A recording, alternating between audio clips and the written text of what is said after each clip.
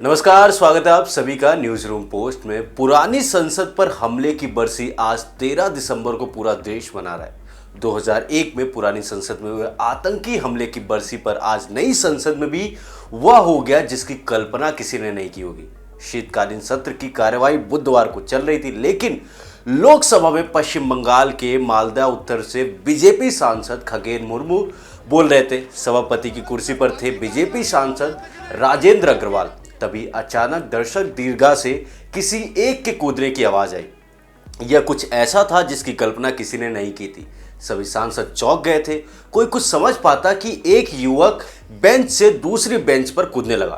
तभी बीएसपी के सांसद मल्लुक नाकर युवक की तरफ बढ़े और उसे दबोच लिया।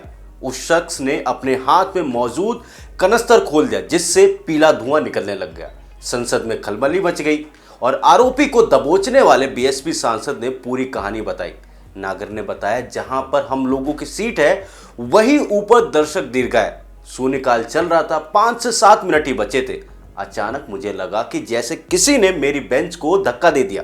मैं कुछ समझ पाता उससे पहले युवक बेंच पर कूदने लगे। उन्होंने बताया, लग रहा था कि जान नहीं बचेगी। जब मैं उसके पीछे भागा तो युवक कहने लगा, तानाशाही नहीं चलेगी। नागर ने बताया कि वह सीटों के ऊपर से जंप करने लग गया। जब हम उससे पकड़ने भागे तो वो कहने लगा कि नजदीक मत आओ, नजदीक मत आओ, तानाशाही नहीं चलेगी। नजदीक पहुंचते ही उसने जूता निकाल लिया, उसमें से कुछ निकला और धुआं फैल गया। नागर ने बताया कि युवक के कूदते ही पीठासीन पदाधिकारी राजेंद्र अग्रवाल ने सदन की कार्यवाही 2 बजे तक स्थगित करने की घोषणा कर दी। सारे सांसद घबरा गए थे। मल्लुक नागर ने कहा कि एक वक्त ऐसा लगा कि हमारी जान बच पाएगी या नहीं। वहीं बीजेपी सांसद प्रताप सारंगी ने आरोपियों को आतंकी बताया है।